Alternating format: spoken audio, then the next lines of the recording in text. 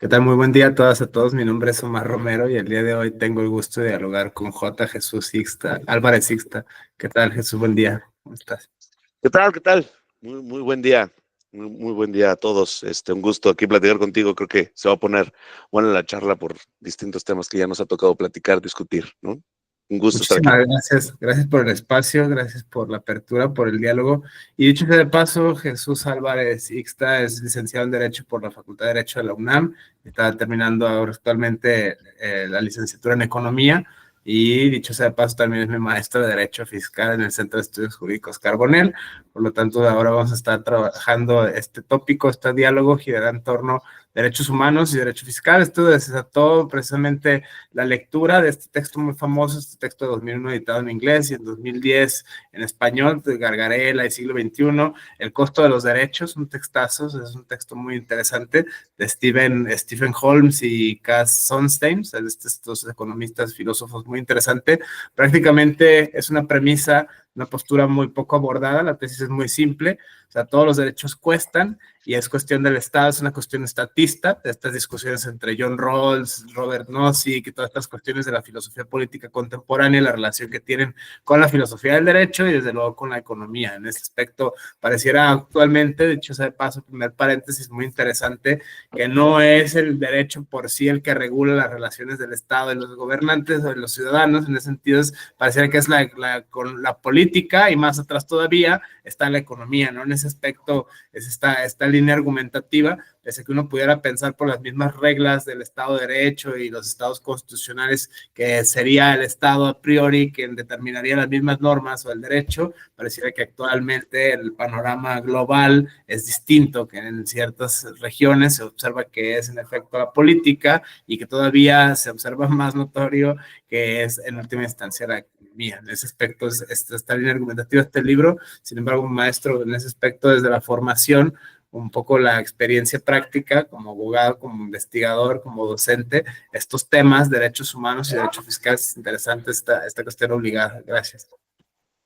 Sí, no, un gusto. Y híjole, como dices, este es digo, todos los temas son muy interesantes, pero evidentemente estos temas complejos de la organización económica, la organización política, ¿no? Como tú bien dices, digo, una cosa son las relaciones de producción, ¿no? La estructura económica en la cual se va sustentando una sociedad, ¿no? Las reglas, digamos, de las relaciones económicas en un primer lugar, porque estas relaciones económicas nos van a dar a las familias, ¿no? Las familias como proveedoras de mano de obra, ¿no? Como las consumidores, y vamos a tener a las empresas, ¿no? Que van a prestar estos servicios, pero por ahí hay un una discusión, digo, estas formas de relaciones económicas necesarias, naturales, déjame decirlo, ya con una sociedad avanzada, pues este tercer jugador, ¿no? El Estado, como la representación de la organización política de las instituciones, ¿no? Cómo vamos a ponernos de acuerdo en qué tanto debe o no intervenir el Estado, ¿no? ¿Qué tanto, hasta dónde queremos que se encargue de la distribución de los ingresos, de proporcionar seguridad, proporcionar salud, educación? Y entonces, esta estructura económica, las relaciones que tú y yo, que vendemos servicios, bienes, ¿no? Y que empezamos a generar una dinámica de mercado entre las familias, las empresas, pues empezamos a crear normas. ¿Y quién va a crear estas normas? ¿Cómo nos vamos a organizar políticamente? ¿Cómo la democracia va a funcionar? ¿No? Digo, como forma de gobierno, una de las formas de gobierno. ¿Cómo nos vamos a organizar en democracia? Digo, las distintas formas de gobierno para poner las normas que vamos a seguir, ¿no? ¿Qué tanto vamos a pagar de impuestos? ¿A quién? ¿Y cómo se van a, digamos, cómo se va a, cuál es el plan de gobierno? Porque al final los gobernantes, pues, digamos, es la representación de nuestra organización, ¿no? Es el Estado como la organización pues una población en particular, ¿no? Un pueblo en particular, un territorio. Entonces, si de ahí partimos, pues lo primero que tenemos que preguntarnos en estas relaciones económicas y cómo se van, que ya es un tema por sí mismo, ¿no? La organización y la estructura económica, ¿cómo vamos a organizar la superestructura, las normas, ¿no? ¿Cómo vamos a organizar, digamos, el pago de impuestos? ¿Cómo vamos a permitir o no, qué tanto vamos a permitir o no que el Estado participe? Y después de esto, pues en qué vamos a enfocarnos como sociedad para invertir estos recursos que el Estado está allegándose para cumplir necesidades de la población. ¿Qué necesidades tenemos y a cuál vamos a enfocarnos? Y ahí ya entonces entra el punto fundamental de cómo vamos a limitar el poder del Estado para cobrar impuestos y cómo vamos a obligar a que se cumplan los presupuestos o por lo que están los gobernantes en donde están, ¿no? Y las instituciones, ¿no? Digo, no, son personas, pero al final hay instituciones, ¿no? En principio en estos Sí, tiempos, ¿no? esta premisa es muy interesante. Me gustaría que lo pensáramos, lo dialogáramos en esta doble dimensión. Primero, por un lado, una ética discursiva, o sea, desde las diferentes áreas en las cuales uno como ciudadano, como profesional del derecho, en este caso, su caso, maestro, la experiencia, cómo distintos posicionamientos socioinstitucionales, por ejemplo, ¿no? Estar en un litigio, por ejemplo, a favor o en contra del Estado, o a favor o en contra del contribuyente, en estas lógicas, dicen algunos, draconianas del derecho es la profesionalización del conflicto, ¿no? En ese aspecto, pensándolo como una ética discursiva, siendo esta ética discursiva muy a lo Jürgen Habermas, a lo Carlo Toapel, a lo Adela Cortinos, a las reglas que dan fundamento y lo que permite, pensando sobre todo en el marco discursivo de los derechos humanos, que esa es una muy interesante, cómo cambia cuando, no sé, uno está litigando a favor o en contra del Estado, cómo cambia cuando uno es a favor o en contra de una empresa, a favor o en contra de un particular, en ese sentido, cómo cambia como litigante, como operador jurídico, eso es muy interesante, la cuestión. La otra tiene que ver con la intervención, ¿no?, del Estado, ¿no? La obligatoriedad que tenemos como ciudadanos de pagar o no contribuciones al Estado, ¿no? Y hasta dónde en este aspecto el costo de los derechos es un texto muy interesante que pone de manifiesto precisamente esta cuestión. O sea, si pagas por los impuestos que pagas, qué sé yo, luz, predial, etcétera, ¿a dónde va ese dinero, no? ¿Y qué se hace con esos? Más escuelas, no sé, centros de recreación para las jirafas, heliopuertos, o sea, ¿a dónde va ese tipo de contribuciones? Y la discusión, este texto de Sonstein y Holmes está pensado y está escrito desde luego en el contexto americano y habría que hacer, digamos, su reinterpretación hermenéutica, ¿no? Esta tropicalización famosa que dicen algunos acerca de ciertos contextos latinoamericanos, ¿no? En ese sentido, sin embargo, la teoría es muy buena y la tesis es muy simple, es muy sencilla, es muy clara. O sea, dime cómo el Estado distribuye y qué se le da prioridad, ¿no? Vamos a distribuirnos en mujeres, en niños, infraestructura, qué sé yo, o sea, dónde se va y por qué, la justificación ética. Y eso es un temazo porque lleva a la discusión democrática y a la discusión ciudadana. Ese es un tema fenomenal. Desde estos dos flancos, maestro, estaría interesante que nos compartiera estas premisas. Gracias. Sí, fíjate, es complejísimo, pero padrísimo y riquísimo porque cada punto que vayamos platicando nos da para discusiones inmensas. Digo, al final del día pensemos que estas discusiones del límite al poder, ¿no? Esta idea de derechos humanos, esta idea de limitar al poder público, pues en gran parte viene con esta idea de limitar el cobro de impuestos, ¿no? ¿Qué tanto vamos a permitir o hacia qué va a agravar, ¿no? Tributos, ¿no? O sea, como se dice, el tributo, el impuesto, ¿no? Esta discusión o estos primeros conflictos que se dan, y digo, no solo en cuanto al límite al poder a partir de las reglas, sino inclusive revueltas que se han dado a lo largo de la historia, porque que si está el impuesto al té, ¿no? O que si de repente están los tributos, o sea, pensemos que hemos llegado a un nivel en que le pagan los impuestos al nuevo rey de Francia impuesto en España, o que, o sea, digamos, es tan importante el patrimonio para las personas, ¿no? Que ven este patrimonio como el resultado del trabajo, del esfuerzo, ¿no? De las inversiones, etcétera. Lo que cada persona, digo, personas físicas o morales, ¿no? Esta idea además de las personas físicas que responden y que tienen patrimonio propio y demás, como el gran, digamos, la gran invención del humano, inventar estas figuras jurídicas que tienen sus propios ¿cómo se dice? Sus propios atributos, ¿no? Independientes, ¿no? El artesano en la Edad Media respondía con sus propios bienes, pero resulta que de repente tenemos una SADCB, ¿no? Que responde únicamente con el patrimonio que está en esa, digamos, en esa creación, porque todos creemos en que existe Patito Feo SADCB, porque pues todos creemos que existe, pero ¿en dónde está, no? Está porque están los documentos legales, ¿no? Abren cuenta de bancos, tiene, insisto, o sea, tiene sus atributos de la personalidad, digo, salvo estado civil, ¿no? Tiene atributos con los que responden una sociedad que se mueve a partir del reconocimiento digamos, del trabajo, ¿no? Los ingresos que se perciben, la riqueza que se genera por las empresas, por las personas y después por los estados, ¿no? Que viene. Entonces, esto que mencionas es muy, muy, muy interesante porque evidentemente hemos llegado ya a un punto en el que, digamos, esta idea libertaria de la no intervención bajo ningún supuesto y para nada del Estado, digamos que ya ni los libertarios súper recalcitrantes pueden sostener que puede no existir algún tipo de impuesto o participación del Estado, al menos en lo esencial, ¿no? ¿Por qué? Porque quieres que exista un tercero que prevea, no sé, que provea, perdón, pues al menos seguridad, ¿no? Por ahí en el librito que mencionas dice, al menos un tribunal que resuelva o que dirima los conflictos, y para eso se necesita presupuesto. Necesitamos pagarle a alguien que pueda funcionar o que tengamos nosotros presente, que va a ser imparcial y que va a definir una resolución, un conflicto, ya sea de propiedad privada, ¿no? Ya sea de integridad personal, ya sea de reconocimiento de algún tipo de derecho hasta social, ¿no? Inclusive ambiental.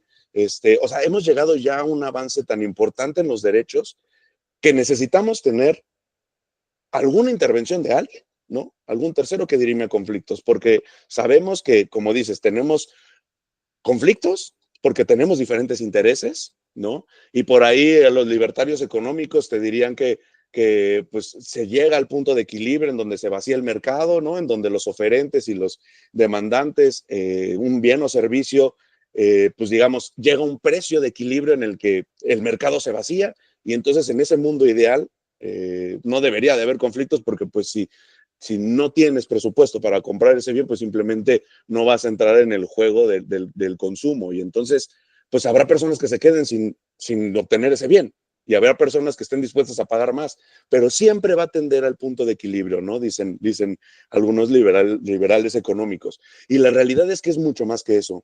No todo es el mercado y si bien todo, y digo, y actualmente lo vemos, todo tiende a monetizarse, a convertirse en mercancía, la realidad es que existen muchas situaciones bajo las cuales, ¿no? Y pensemos en Justicia de Rawls, pensemos en Amartya Sen, pensemos en esta idea de, hay algunas circunstancias bajo las cuales tenemos que como sociedad aspirar a un poco más que solo intercambiar mercancías, ¿no? Tenemos que aspirar a lograr a lo mejor dar oportunidades.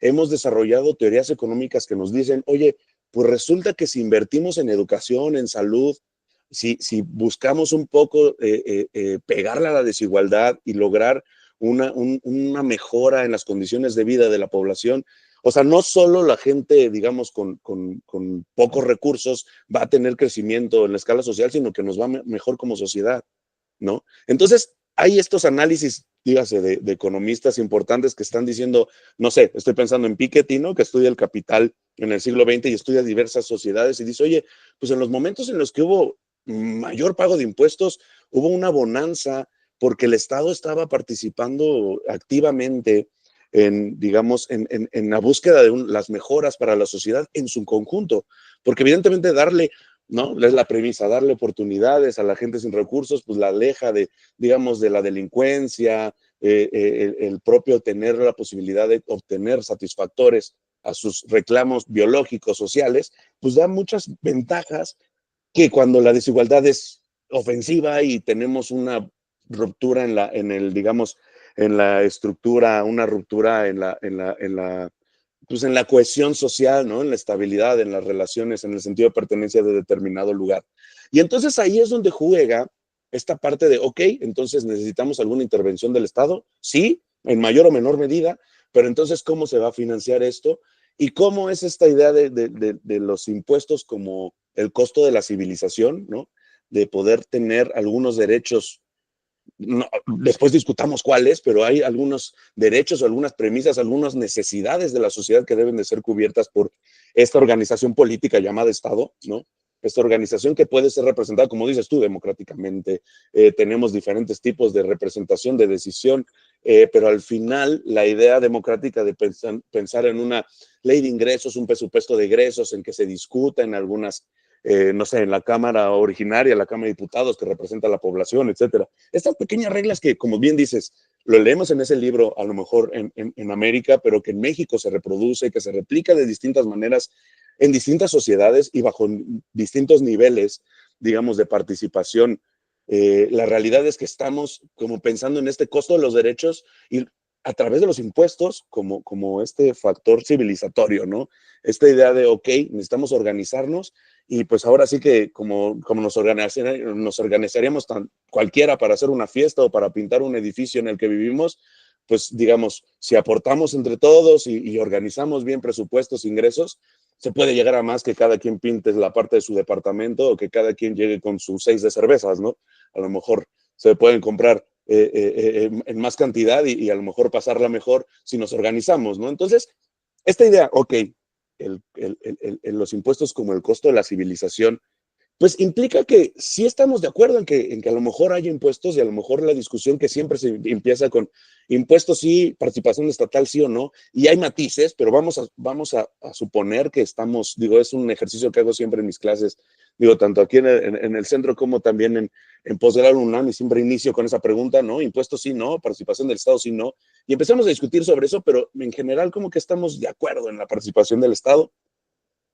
En el grado es tal vez lo que podemos discutir, pero ahora la idea de esto es, una vez que estamos de acuerdo en esto, ¿cómo vamos a defender qué impuestos sí, qué impuestos no, cuánto sí, cuánto no? Y estos principios que hemos visto hasta el cansancio de proporcionalidad, de equidad, de destino al gasto público, de estas limitantes constitucionales, ¿no? Artículo 31, fracción cuarta, que lo que prevé es justamente esto, es decir, ¿hasta dónde voy a permitirle al Estado que me cobre impuestos?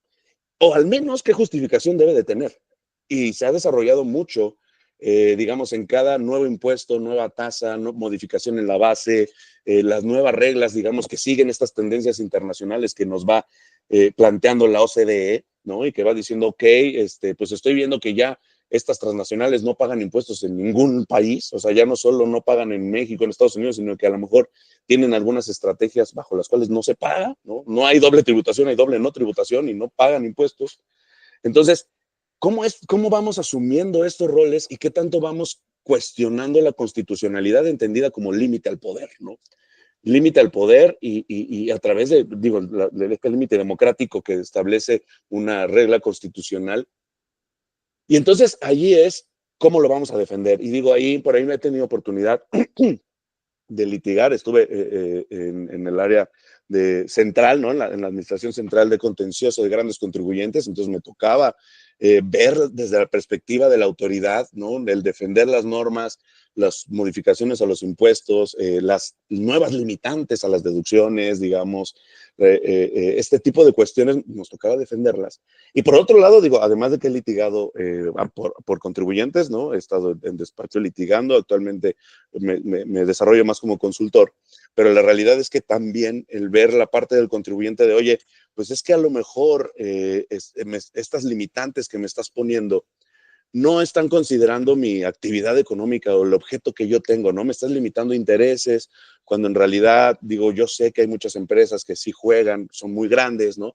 Y juegan con algunos beneficios, digamos, de tener presencia en distintos países con distintas tasas y juegan mucho con algunos contratos, digamos, entre ellos, ¿no?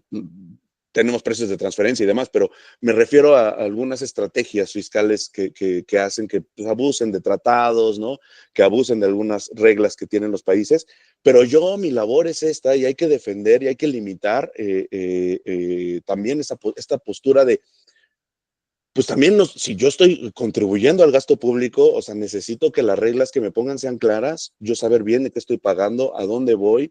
Y entonces, digamos, esta idea de la imposición de las reglas del juego por parte de la clase dominante, pues tiene que ver que la clase dominante sabe que hay momentos buenos, hay momentos malos, ¿no?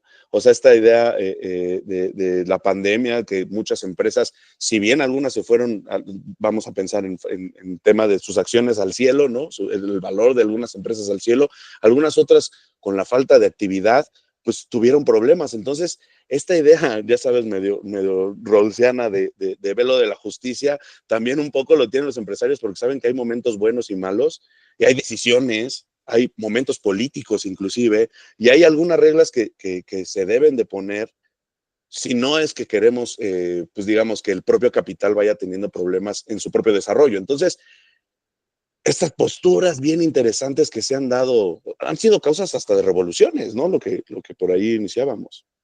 Pero digo, empezando por ahí, ahorita vamos un poco a lo que comentabas de Estado sí, ¿no? Pero creo que esta postura desde la parte de autoridad contribuyente, pues es esta, digamos, esta dialéctica necesaria de quien ejerce el poder y quien lo quiere limitar. Porque al final lo que buscamos es lo mismo, tener impuestos para cumplir algunos requisitos sociales, ¿no?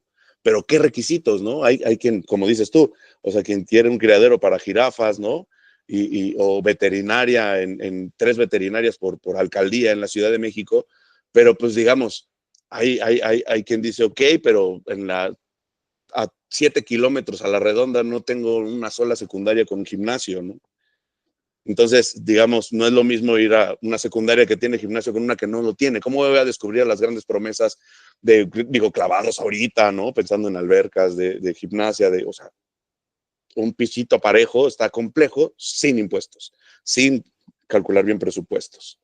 Sí, justo es el problema. Con esa frase inicia esta traducción del siglo XXI, decir, tal cual anoté, me hizo mucho sentido. Dime cuántos impuestos te cobran y cómo se gastan, y te diré qué derechos tienen. Y este debate, o sea, justo derechos económicos, políticos, culturales, ¿cuál es lo primero, no? Es el ejemplo que pone maestro en ese aspecto, es fenomenal. O sea, el criadero de jirafas, o sea, no hay secundaria, no hay, el agua sale de colores, ¿no? En las alcaldías. Acá, o sea, en ese sentido tienen más derecho los perros de la Condesa que las gentes de mi barrio, ¿no? En ese sentido, es muy interesante pensarlo esto desde los derechos humanos, porque muchas veces es una crítica que se me atrevería a esgrimir en este foro, en ese aspecto. Muchas personas que se dedican a derechos humanos parten a la concepción de derechos humanos como derechos morales, como derechos naturales, o sea, son todavía herederos del cristianismo y del kantismo, que nada de malo tiene, o sea, en ese sentido, pues el 24 constitucional te protege, ¿no? Tu libertad de creencias y tal, o sea, las convicciones filosóficas y éticas que tengas, es muy válido. Sin embargo, sí no hay que dejar de lado esta premisa que sí es muy interesante, sobre todo en los tiempos que corren, este siglo XXI tan interesante, tan peculiar, la relación por eso iniciada con esta cuestión del derecho, la política y la economía, cómo van de la mano. En ese sentido, las teorías clásicas, ¿no? O sea, la intervención no del Estado, la regulación no del mercado, y todas las metafísicas y todos los discursos que hay en esto, viene de la filosofía, desde luego, la filosofía económica, la filosofía política. Está muy interesante todos estos conceptos, ¿no? Que si liberalismo, que si naturalismo, y etcétera. Habría pues, que en su momento hacer un glosario. Sin embargo, sería muy interesante esta cuestión, o sea, la intervención en el Estado, la regulación constitucional y la regulación internacional. Lo veamos, por ejemplo, hace rato, ¿no? En una de las clases en este discurso, o sea, ¿a qué están obligados los Estados a no reconocer los impuestos, ¿no? ¿Y para qué sirven estos? Esta premisa se garantiza, o sea, sí se necesitan más escuelas, sí se necesitan más hospitales, se necesita capacitar a la policía para evitar la tortura, etcétera, etcétera, pero todo eso cuesta. O sea, primero, y hay que reconocerlo siempre, o sea, no solo con enunciarlo, van a bajar solitos los angelitos y ya va a haber primarias, y ya va a haber alimentos, y ya va a haber igualdad. En este aspecto no hay que ser, digamos, como muy ingenuos, y hay que ver, digamos, esta relación entre estas cuestiones. Por eso también apelaba, maestros, de esta cuestión de desde dónde se para el posicionamiento discursivo de la persona que esgrime este tipo de contenidos proposicionales. Eso es muy interesante, ¿no? Desde este punto de vista, sobre todo desde la relación entre economía y derecho. Y político, o sea, es político siempre como la manera de organizarnos para reconocer, porque al final la política, como es, digo, la estructura económica va a determinar las reglas de funcionamiento del juego, pero como decíamos, pero estos límites que ponen pues, tanto, digamos, los dueños de los medios de producción o los que no lo son, o sea, digamos, esta idea de lucha de clases, pero también de si eres parte del gobierno o eres un contribuyente, ¿no? Si eres pequeño o gran contribuyente, digamos, son distintas posturas desde dónde vas a ver la problemática, digamos, y esta idea, fíjate, de cuántos derechos pagas y entonces a cuántos, perdón, cuántos impuestos pagas y entonces a cuántos derechos vas a poder aspirar, pues es muy interesante porque justamente pensemos que, y digo, vamos a pensar en el caso mexicano, lo que nosotros hemos definido, ¿no? En la Constitución, digamos, está la parte económica, pensemos artículo 27, 28, 29, la Rectoría del Estado, esta idea de que si hay una ley de ingresos, un presupuesto de egresos, esta idea de, ok, cuáles son las actividades prioritarias que tiene el Estado mexicano, qué es propiedad de la nación, ¿no? O sea, sobre qué vamos a explotar y vamos a tener beneficios exclusivos, sobre qué vamos a proporcionar, digamos, algunos permisos que sean un poco más gravosos de lo normal porque estamos afectando a las generaciones futuras que se van a quedar sin ciertos hidrocarburos, etcétera. Esta parte económica es crucial para entender entonces cuando viene la parte de establecer impuestos y que tiene también mucho que ver con Plan Nacional de Desarrollo, o sea, digamos, todas estas ideas que son económicas, ¿no? La parte económica de la Constitución, pero que tiene que ver mucho con la manera en la que vamos a poner de acuerdo o cómo políticamente vamos a tomar las decisiones acerca de estos puntos económicos. ¿A qué me refiero? Tenemos, digamos, la idea democrática o la representación que se tiene en este país a través de la Cámara de Diputados, que la idea es que representa a la población, ¿no? Los distritos, ¿sabes? Están acomodados de tal manera que representa a cierto tipo de población, etcétera. Entonces, esos diputados, 600 diputados que están por ahí, digamos, nos representan, ¿no? Y entonces, evidentemente, si esos diputados empiezan a pensar en, ok, vamos a poner que todas las secundarias tengan al menos esto, ¿no? Al menos una biblioteca con esta cantidad, un gimnasio, una alberca, ¿no? Pues si no lo tienen, vamos a ver cómo, pero vamos a mejorar esto. ¿Y esto qué implicaría? Pues evidentemente implicaría tener presupuesto para llevar a cabo digamos, una transformación de las secundarias a ese nivel. A lo mejor no todas las secundarias, este tipo de secundarias, ¿no? Al menos deben de tener esto. Evidentemente eso cuesta. Y para que eso cueste, pues habría que pensar en métodos para obtener los recursos, ¿no? Uno de ellos sería impuestos. Y el tema de subir impuestos es que es una política que no necesariamente, o sea, políticamente cuesta. Cuesta en el sentido de que habrá gente que no esté de acuerdo con el alza de impuestos. Pero ¿cuántas veces hemos visto o cuántos países hemos visto que pagan tasas altísimas de impuestos, ¿no? Pero dicen, ok, no, estoy bien porque, o sea, yo solo me he puesto a pensar, ¿no? Yo estuve viviendo un tiempo en Canadá y ahí, pues, cuando cae la nieve es, o sea, mucha nieve, ¿no? En todos lados. Y resulta que todas las mañanas puedes tú salir con tu coche, ¿no? Con la debida precaución y demás, están las aceras están transitables. O sea, digo, y aquí pienso, cuando se pone un mercadito, un tianguis para recoger la basura es complicado. Imagínense tener que hacer eso todos los días, ¿no? O sea, evidentemente se necesitan recursos y la gente que vive ahí dice, ok, tengo un gobierno que tiene las aceras limpias de nieve. Ojo, o sea, digamos, es algo que cae en todos lados, que no es irresponsabilidad de nadie, ¿no? Que no es la sociedad de un tianguis, que no es... O sea, un poco a lo que voy es,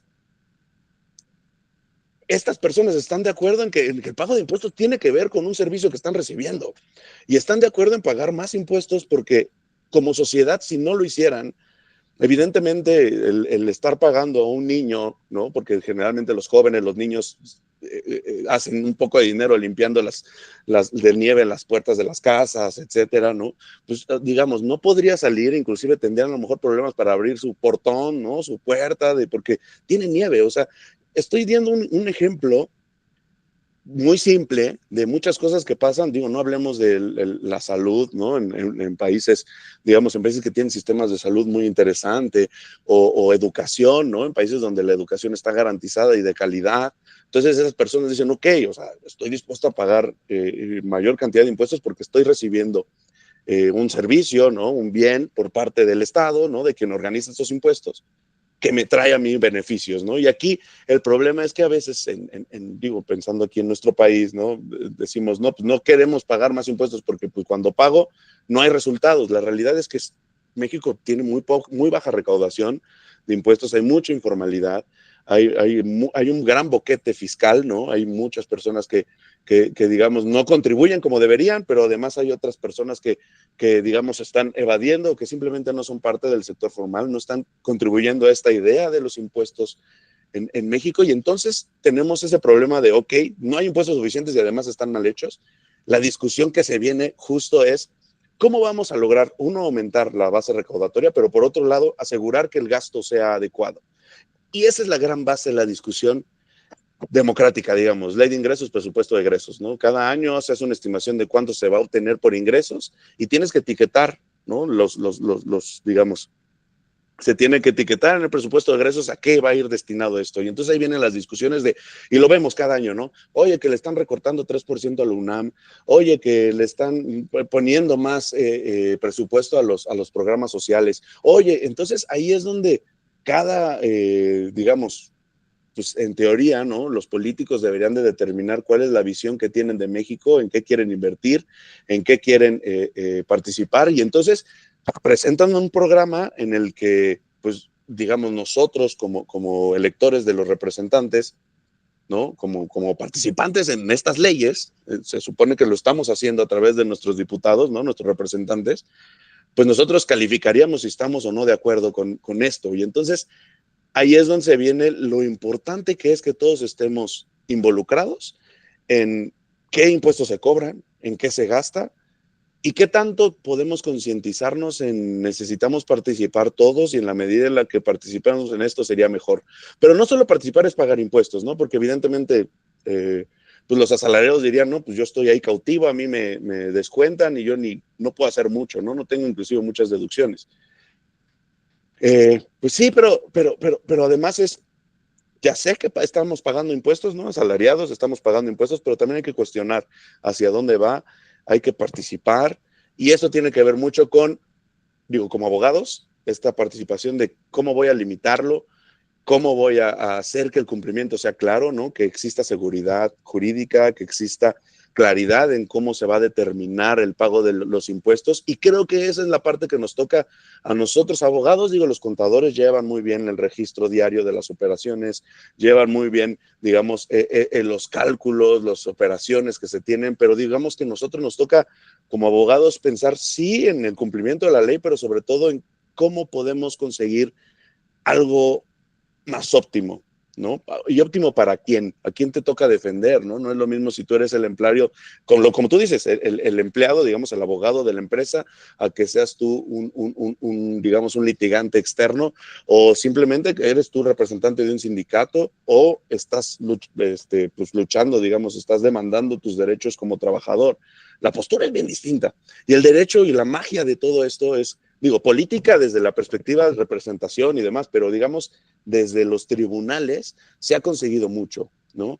Y, digamos, y la parte económica a través de pues, las haciendas que se reúnen para determinar proyectos, planes, pues, digamos, para lograr pues alguna fiscalización, digamos, más justa, ¿no? Que es complejo, digamos, este tema internacional, este tema económico, político, legal, pero al final, como bien dices, son temas que están en el tintero y que han estado desde las grandes revoluciones en la historia, ¿no? Las independencias de varios países, las, digamos, guerras inclusive, ¿no? Y bueno, y qué decir pues digamos, las grandes charlas o las grandes discusiones que se tienen a nivel intelectual de este tema, ¿no?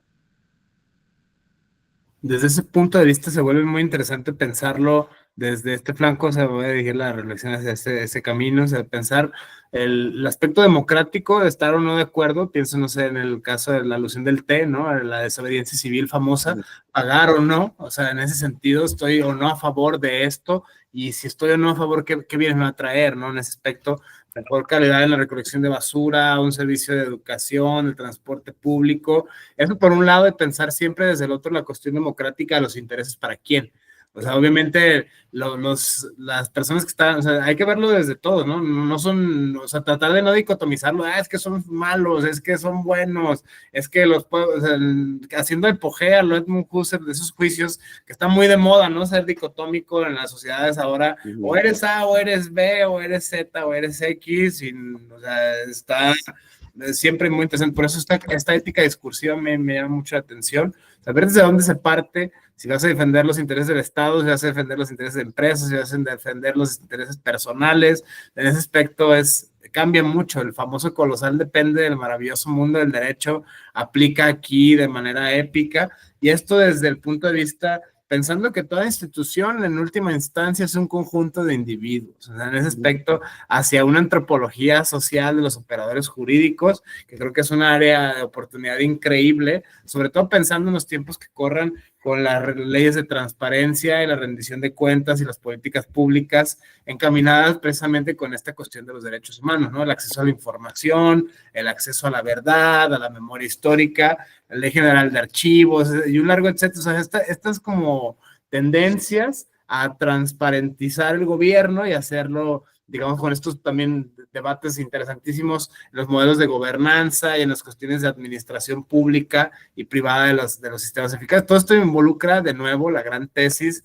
de este texto, costos, ¿no? O sea, ese aspecto es muy interesante pensarlo desde primero la efectividad práctica, pragmática por parte de los gobiernos o las empresas, los tomadores de grandes decisiones, o sea, no tener estas de que el gobierno está mal, el gobierno es lo mejor, o sea, en ese sentido verlo con esta dialéctica sana, o sea, desde ese punto de vista. Y la otra, ver que toda institución pública o privada en última instancia son personas, ¿no? En ese sentido, es esta discusión me parece muy interesante, ver cómo se plantean en nuestros tiempos, siglo XXI, desde luego, y en nuestro contexto, ¿no? Sobre todo desde esta experiencia, maestro, que tiene como trabajando como abogado, ¿no? En el SAT, o sea, como defensor o sea, distintas, digamos, esta es la premisa, o sea, tratar de que cualquier ciudadano pueda comprender sin hacer esta como lecturas, digamos, distorsionadas del marxismo, ¿no? Nosotros los obreros y ustedes los opresores del pueblo, y tal. O sea, en ese sentido, sin esas lecturas como dicotómicas, ver el fenómeno como que desde una perspectiva más global, me parecería así como que muy interesante con esta misma experiencia en la práctica jurídica en relación a la economía y en relación precisamente a la democracia, que es los derechos para quién y desde dónde, ¿no? O sea, el caso me pareció fenomenal. Por ejemplo, no, pues es que están quitando, ya no puedo sacar a mis 3 jirafas, a mis 4 dragones a las 3 de la mañana porque hago mucho ruido y me están quitando mi derecho, o sea, me restringen mi derecho, por ejemplo, ¿no? En ese sentido, lo que está de moda ahora la gentrificación, o sea, en esas protestas y todas estas cuestiones, muy interesante, los derechos para quién y desde dónde. Sí, sí, completamente. Porque, digo, creo que al final los gobiernos son personas, ¿no? Son personas tomando decisiones, teniendo planes, sí, a lo mejor. Digo, y tomando en cuenta que no estamos hablando de la transformación de la estructura económica, ¿no? O sea, ya estamos hablando de esta estructura económica, ¿no? Capital, financiero, etcétera, ¿no? Capitalismo financiero, etcétera. Estamos en estas reglas. Y bajo estas reglas, pues se pueden tomar muchas decisiones, ¿no? Muchas decisiones que, como bien mencionas, o sea, esta idea, a lo mejor no es tanto, por eso decía que no tanto este tema patricios y plebeyos, sino que siempre hay, sí la hay, evidentemente, pero también hay otras posturas que tienen que ver no tanto con una relación necesariamente confrontada, ¿no? Y esta parte tiene que ver con que no es que estemos confrontados, simplemente tenemos intereses distintos. Y el tener intereses distintos es parte natural de la sociedad, ¿no? Evidentemente, si nos queremos ver y queremos criticar la estructura económica, tendríamos que partir de estas, digamos, de esta estructura materialista y esta explicación histórica dialéctica, ¿no? Que representa, pero si no estamos hablando de esto y estamos hablando de distintos intereses y que debe de haber alguna manera de conciliarlos, ¿no? Esta idea de, ok, pues sí, hay un dueño de los medios de producción que está empleando personas y fuera del rollo de la plusvalía y demás, centrándonos en este momento en que hay empresas que, o sea, la plusvalía como, ¿no? Crítica al sistema económico y etcétera, o sea, quitando de un lado eso que creo que no es el foro y no es momento de hablar de eso, que es súper interesante y súper válida y necesaria, creo, esa discusión, pero en este momento lo que quiero plantear es, ok, o sea, estas empresas, estos empleadores, ¿no? Que emplean a las familias, es decir, las familias proveen el capital humano para trabajar, pero también son los consumidores, las familias. Las familias consumen los productos que se crean, o productos o servicios que se crean en las empresas. Es este famoso círculo económico que se habla en la economía. Pues evidentemente tienen gastos necesarios para obtener, para tener ganancias, para conseguir su objeto social, ¿no? De la empresa, del trabajador. Y en ese sentido, pues se tiene que reconocer algunas erogaciones, ¿no? Deducciones, y entonces lo que estamos peleando, o lo que estarían peleando estas empresas, es por el reconocimiento debido a las deducciones. Y el Estado dice, ok, te permito deducir esto, pero te las limito, ¿no? Te pongo límite a deducciones por intereses, te pongo límite a deducciones por gastos de previsión social, te pongo límite. ¿Por qué? Porque me he dado cuenta que has abusado de algunas erogaciones, has inflado, inventado, y entonces lo que yo hago es limitarlos para que intentar despromover, ¿no? Esta idea de que fiscalmente se puede promover o despromover algunas actividades. Dígase, si tienes algún tema de energías limpias, a lo mejor te doy beneficios fiscales, ¿no? Sí, pero si por otro lado, si contaminas, te castigo, ¿no? Entonces, ¿cómo a partir de los impuestos puedes promover o despromover algunas actividades de los empresarios? Porque digamos que los empresarios, pensando en los empresarios como dentro de este círculo de la economía, los empresarios, pues van a buscar la mayor ganancia, ¿no? Pero a veces la mayor ganancia implica, pues, daños ambientales, implica explotación laboral, implica abusos de estructuras económicas, y entonces a través de los impuestos puedes, o los estados, a veces esos fines extrafiscales de los impuestos, de decir, ok, pues muy padre que produzcas chocolates muy ricos, pero resulta que están, digamos, creando un problema de salud pública en este país, entonces pues si basas de estas calorías, te voy a cobrar un impuesto adicional, ¿no? Un impuesto especial, porque quiero que salga más caro. Entonces son estas distorsiones dentro de los valores de mercado, este vaciado donde se encuentra oferta-demanda, en donde los impuestos pueden funcionar inclusive para orientar la actividad de los gobernados y de los empresarios. Digo, de los gobernados pensado como familias y de los empresarios como proveedores de bienes y servicios. Y entonces, desde este punto, podemos criticar muchas cosas, ¿no? Y el asunto aquí es que los datos, como dices, la transparencia, ¿no? Rendición de cuentas, pero sobre todo los datos.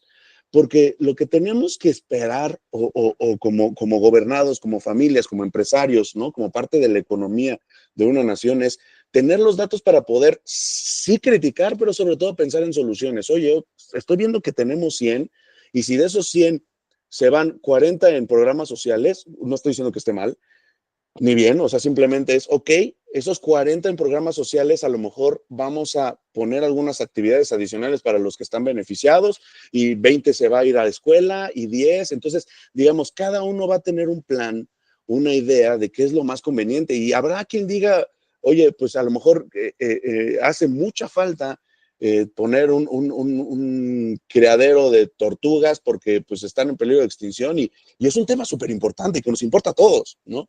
El problema es que va a haber personas que van a querer ponderar, como decir, oye, pues si está destinando dinero para eso, y no sé, y a lo mejor no hay tratamientos o no hay hospitales listos para atender a personas con problemas de cáncer, ¿no? Y alguien por ahí va a levantar la mano y va a decir, pues sí, pero esta persona estaba fumando 35 cigarrillos diarios, ¿y por qué nos vamos a preocupar en gastar con él? Y alguien va a decir, oye, pero es que no sé, los presos no están trabajando y los estamos dando de comer, entonces hay que ponerlos a trabajar. Y por ahí otro va a decir, oye, ¿por qué le estás dando de trabajo a alguien que está preso? ¿No? Si yo llevo 2 años buscando otro empleo y no lo consigo, y no me digas que por estar preso, pues mejor me voy preso y a conseguir trabajo. Y digo, y entonces es cuando empiezan a levantarse todas las manos y empieza todo el mundo, porque tenemos intereses distintos y nadie es bueno y nadie es malo. Entonces, esos intereses distintos, y por eso me agrada mucho la parte que dices del abogado litigante, ¿no?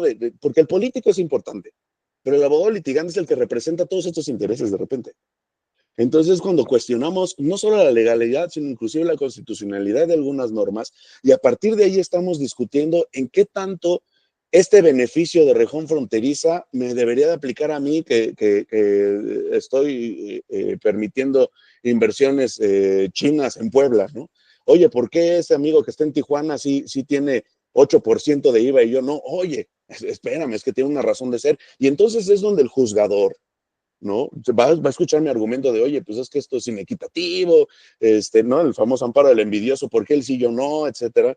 Y entonces asegura que el juzgador tenga en consideración al momento de resolver este conflicto las razones por las cuales digamos, el político, el democráticamente puso este 8% de IVA en región fronteriza, justificó por qué iba a tener un trato diferenciado las personas que tuvieran actividades económicas de aquel lado, ¿no? Y entonces ese 8% tiene una justificación por la competencia que surge con el vecino del norte, por dar o promover la actividad económica en esa zona, ¿no? Y ya tiene toda una justificación legal, ¿no? Toda una justificación, digamos, en exposiciones de motivos, en donde el juzgador va a tener que considerar por qué se hizo la norma así y no de otra manera. Y después resulta que, pues como no sé, tenemos por ahí algún ejemplo de, no sé, es tiempo aire y resulta que a todo le estoy pasando el 8% porque pues, no está necesariamente, yo digo que está en regiones fronteriza, y entonces va a llegar alguien técnico y va a decir, a ver, espérame, entonces,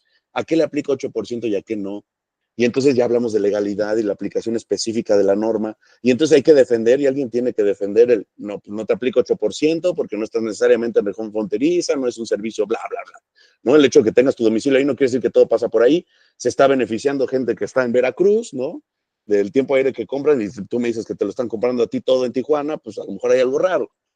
Entonces, y digamos, todo esto desde la perspectiva micro hasta la perspectiva macro, todas estas discusiones tienen que ver con los abogados defendiendo los intereses o los diferentes intereses que están en juego con esto, ¿no? O sea, alguien va a decir, oye, ¿por qué la alta densidad calórica son, por decir un número, no recuerdo, 285 kilocalorías y no 287, si la mía tiene 286, ¿no? Entonces, o sea, ¿qué tanto estoy haciendo más daño a la población yo que tengo 286 que el que tiene 284, que a él no le cobras impuesto y a mí sí? Híjole, ¿cómo justificas esto?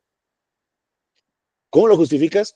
Necesitas poner reglas claras y de todo eso nos vamos a pelear, ¿no? Vamos a decir, oye, es que sí es alimento, oye, es que no es alimento, oye, es que, etcétera. O sea, un poco mi comentario es, sí depende, o sea, me gustó lo que mencionabas, esta ética discursiva, ¿no? Sí depende mucho de nuestra labor como abogados defendiendo los distintos intereses, ¿no? Relacionados con esta parte. Y agregaría yo esta parte bien importante que no podemos dejar de ver, que los impuestos funcionan sí para recaudar, pero también tienen fines extrafiscales, ¿no? Promover o despromover algunas actividades, pues sí, actividades en general, ¿no? Algunas hábitos de consumo o promover algunas, pues digamos, mejoras en la producción de ciertos productos que a lo mejor bajo un sistema clásico liberal de competencia perfecta, pues podríamos decir, no, pues es que no ayuda en nada, al contrario, voy a salir de mercado porque mi producto va a ser más caro, ¿no? Pero resulta que si por un lado el propio Estado te reconoce que si tienes tú, no sé, prácticas ecológicas, ¿no? Para la producción de tus bienes, productos. Y por otro, además, la sociedad dice, oye, es que, ojo, porque este producto, el empaque es biodegradable y la producción es emisiones cero y demás. Entonces, de repente nos damos cuenta que también nosotros como sociedad jugamos en donde la competencia clara o la teoría clásica económica que nos decía que oferta, demanda y era nada más eso, hay muchas más cosas detrás. Y estas cosas son las que se ven desde el planteamiento de políticas públicas, ¿no? Que han ido cambiando la mentalidad de los consumidores y de los productores. En menor medida los productores, porque se dice, ¿no? Que buscan siempre su beneficio económico y demás, pero la realidad es que están viendo que hay otras cosas también, ¿no? Que quiere el consumidor. Desde este punto de vista, maestro, perfilando una especie de conclusión por épica, dos tópicos sí me llaman la atención con toda esta charla. O sea, primero, como pensando en una democratización, esto para cualquier ciudadano, en un amplio marco de gobernabilidad y gobernanza, estas teorías nuevas, recientes del siglo XX, de las que va del XXI, de una participación activa de los ciudadanos con el Estado, codo a codo. O sea, ya no es el Estado paternalista, ya no es el leviatán opresor, o sea, esos modelos ya digamos, son formas, digamos, se está trabajando en esto desde la gestión de la función pública, o sea, de involucrar a la sociedad y ser todos uno para precisamente el costo de la civilización. En ese aspecto me gustó esa idea, para tener todos mejores la cantidad y quitar estas ideas del Estado como opresor o como división de clases, muy así, el marxismo muy mal distorsionado. En ese aspecto, esa es una. Y la otra, las críticas que se han hecho precisamente en este tenor al Estado mexicano. O sea, el Estado mexicano asume derechos humanos por cuestiones económicas, no por cuestiones sociales, no por cuestiones éticas. En ese sentido, es muy interesante esta línea. Sobre todo se multiplica más la apuesta en los actuales márgenes de consideración jurídica nacional e internacional en materia medioambiental. O sea, en ese aspecto, esto cuesta más, ¿no? O sea, porque es gluten free, porque es libre de sufrimiento, a esta vaca le pusieron Mozart 3 meses antes de asesinarla. O sea, en ese sentido, estos discursos, estoy, digamos, ironizando un poco, no tengo nada en contra, pero son como el péndulo este que mencionaba, ¿no? En el sentido de excesos discursivos, a veces se tiende a generalizar o se tiende a posturizar, dividir. O sea, toda la cuestión que tenga la división ahí, como que el red flag, en ese sentido sería como que la recomendación, pero son estas dos, la crítica a las políticas públicas, a las políticas gubernamentales de sumarse al compliance, a derechos humanos y a la prevención, y la cultura de la legalidad, el debido proceso, por intereses eminentemente económicos, no por luchas sociales, no por avance de la humanidad, que pareciera una contradicción discursiva interesantísima de los derechos humanos per se, que habría que pensarla desde este lado económico y político, y no desde un flanco meramente cultural o ético, que es así idealizando y tal, hay muchas críticas a esa cuestión. Y la otra, la gobernanza, o sea, en ese aspecto, como cualquier ciudadano que escuche o que potencialmente puede llegar a escuchar estas premisas, sin ser jurista necesariamente, pueda entender esta cuestión, o sea, como democratizarlo desde ese punto de vista, son dos, desde mi perspectiva, labores interesantísimas para los tiempos que corren, o sea, desmitificar la cuestión del Estado y fomentar esta noción de gobernanza y gobernabilidad, una participación activa de cualquier ciudadano, precisamente en ejercicio de sus derechos humanos, políticos, sociales y culturales, ¿no? Entonces empieza a tener sentido esta cuestión, pero sin tampoco caer en el absurdo, en la ingenuidad de que ya todos, por decir derechos humanos, naturalismo, ya los tenemos todos, todo está ganado, ¿no? En esta lucha, esta versión como histórica, o sea, no es de que el Estado así va que las mujeres voten, ya está, ¿no? O sea, que los niños tengan, o sea, son luchas sociales y hay que reconocerlas desde su debida dimensión, estos excesos discursivos contra el feminismo, contra las teorías queer, contra un largo etcétera, el ambientalismo, el indigenismo, el especismo, o sea, a veces se caen dentro de esos mismos movimientos a favor o desde dentro, incluso desde fuera y en contra. Por eso esta premisa de la ética discursiva a mí me parece a mí fascinante, o sea, cómo depende desde dónde te plantees y depende, me gustó también mucho, los intereses, no es que seamos malos, que tenemos intereses distintos, no sé si me va a entender con esta. Sí. Una reflexión es interesantísima desde el marco de la democracia, o sea, en ese aspecto es muy, muy interesante.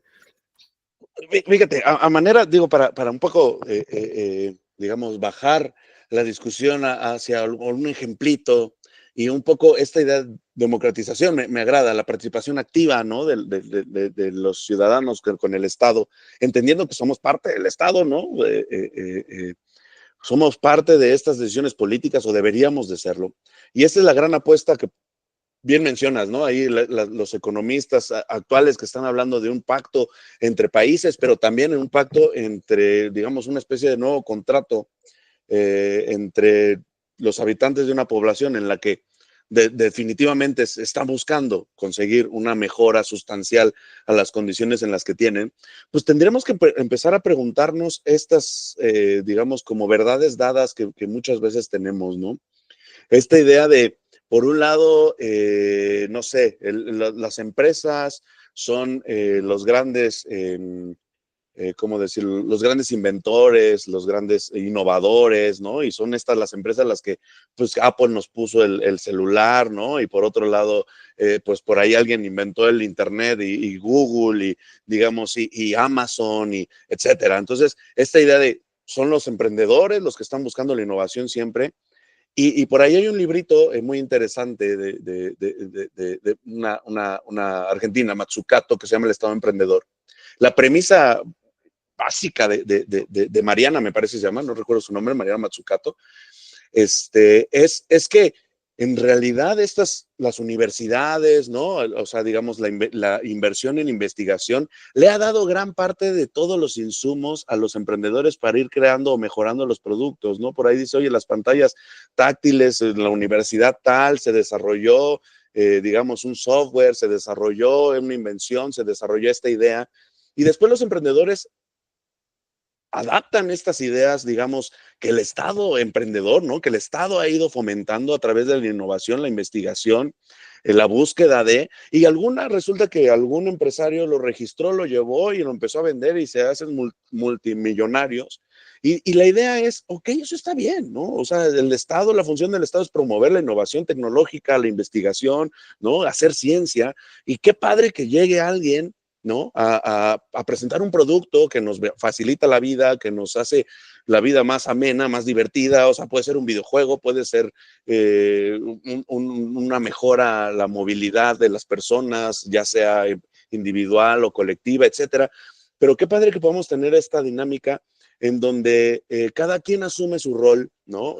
Alguien investiga, alguien innova, y la realidad es que es muy provechoso para todos la participación activa para el logro o la mejora de las condiciones, digamos, sociales. Ahora, una vez que tenemos esta idea del Estado emprendiendo, el Estado moviendo o dando insumos para que después la sociedad vaya creando bienes, productos, los emprendedores, ¿no?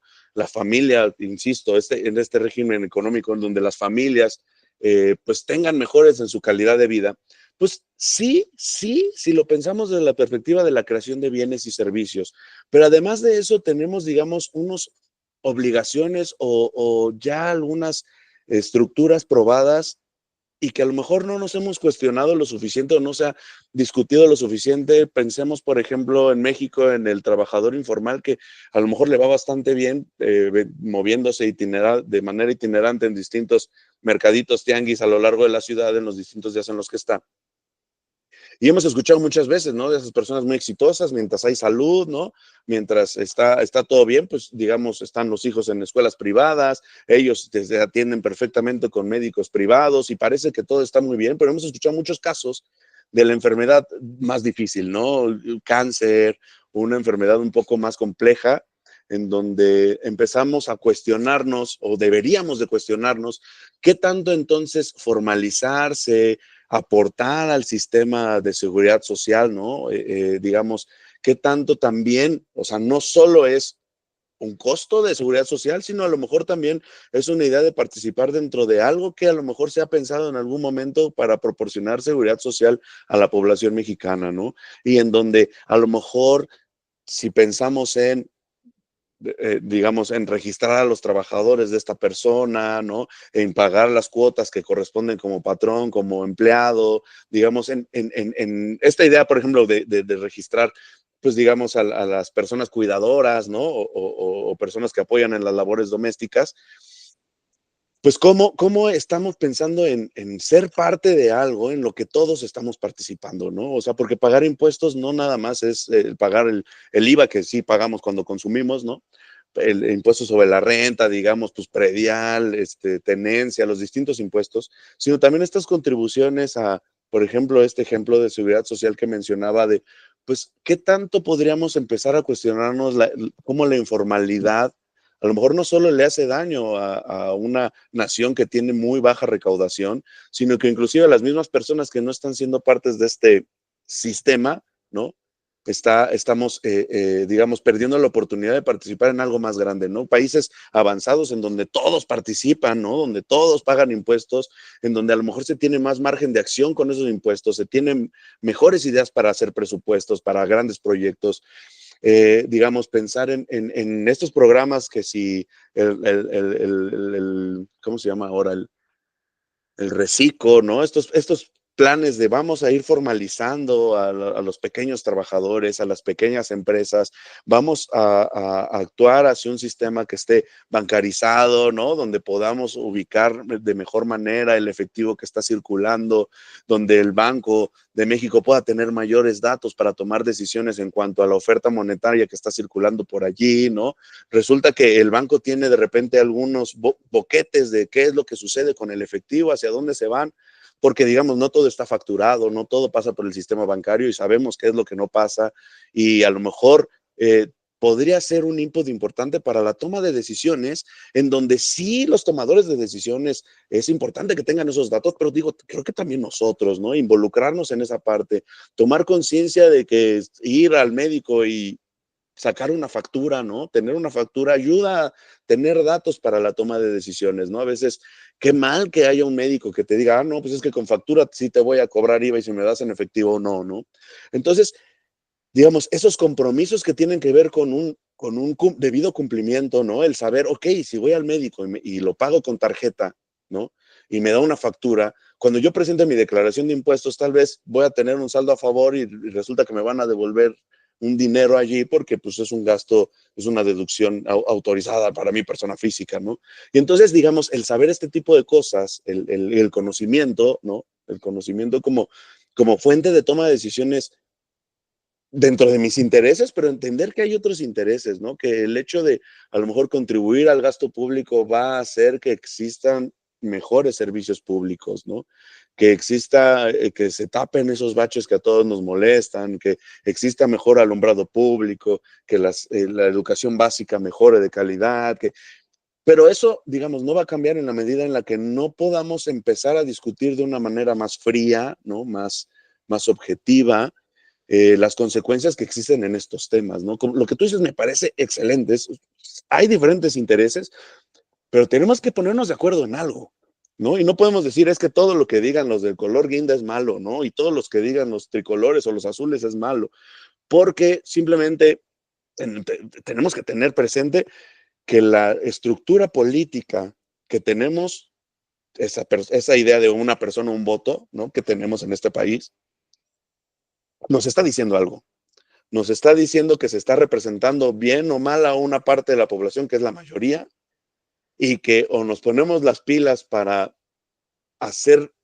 levantar la mano a aquellas personas que piensen diferente, involucrarlas, para conseguir entre todos un gobierno para todos, ¿no? Que se beneficie a todos y que entendemos que somos parte de toda una estructura económica, digamos, funcional, y eliminar las lacras de corrupción, eliminar digamos, estas ideas, pues, como tú dices, estas ideas a lo mejor mal informadas o, digamos, muy hacia la polarización y que no necesariamente nos están ayudando a conseguir, ¿no? A armar, a construir algo.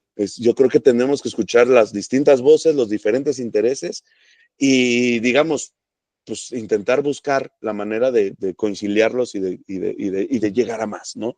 De llegar a más, porque sí, los programas sociales, a ver, están funcionando, la gente está contenta, la gente está, o sea, hay datos alentadores en cuanto a muchas de estas cuestiones, pero a ver, hay otras cositas que se están dejando por ahí, vamos a poner atención también en eso, vamos a discutir, a levantar la mano de, ok, sí, pero pues a lo mejor vamos a, no sé, cobrar más impuestos, o vamos a aumentar la edad para determinada beca, o vamos a pedirle a los jóvenes que están recibiendo algún tipo de beneficio, pues que a lo mejor apoyen en alguna labor de alfabetización, de salir a limpiar calles, o sea, como, no sé, algunas justificaciones de programas sociales. O sea, podemos discutir muchas cosas. A lo que yo voy es, no estoy proponiendo nada, simplemente estoy diciendo que estas discusiones son bien importantes, ¿no? ¿Qué pensamos y por qué pensamos diferente?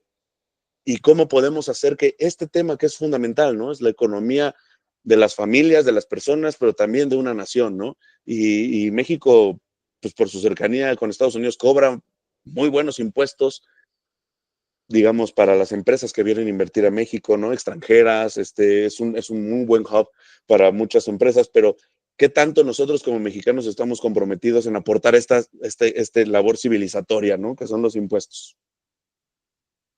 Desde ese punto de vista, maestro, gracias por esta reflexión desde el flanco del derecho y desde la economía. O sea, en ese aspecto hago énfasis en esta premisa, a mí me llama mucho la atención, sobre todo en materia de derechos humanos.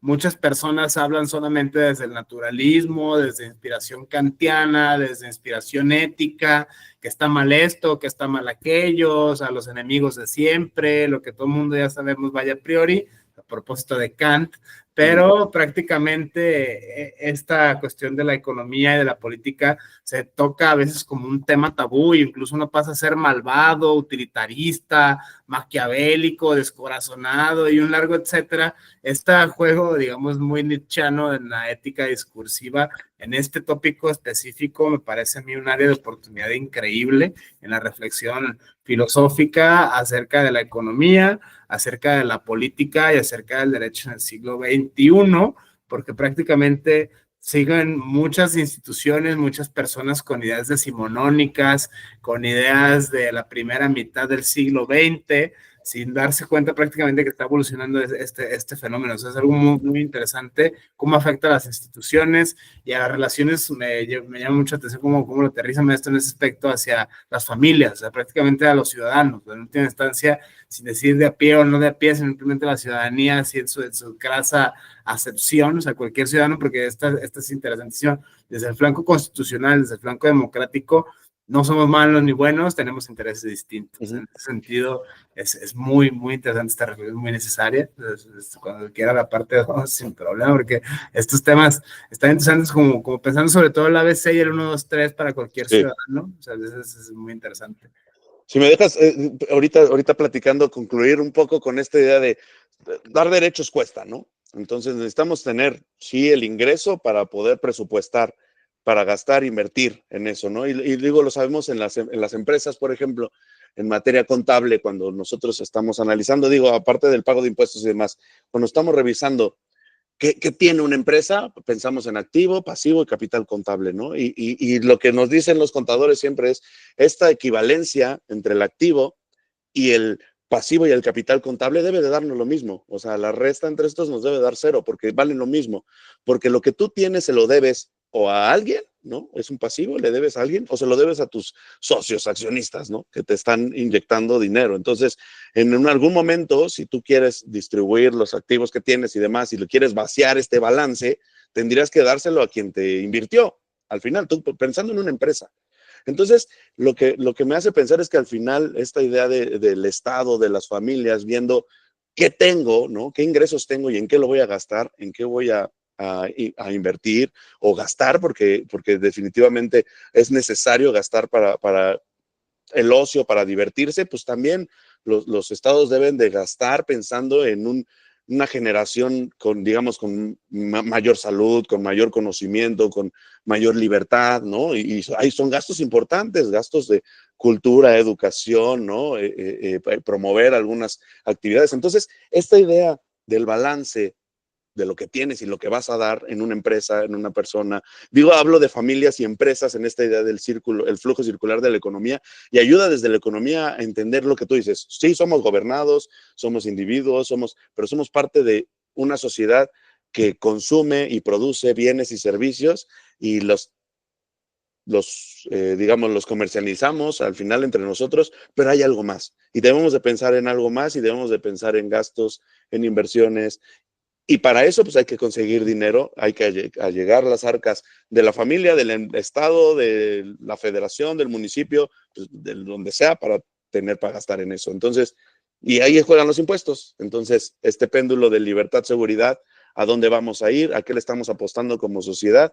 Discutámoslo, porque de eso se trata, ¿no? De discutirlo, siempre. Muchísimas gracias, maestro, por el espacio, por la apertura, por el diálogo con J. Jesús Álvarez Ixta, abogado por la UNAM y economista por la misma UNAM. En ese sentido, muchas gracias a todas, todos. Estamos en contacto. Hasta la próxima. Un abrazo. Muchas gracias. Un gusto.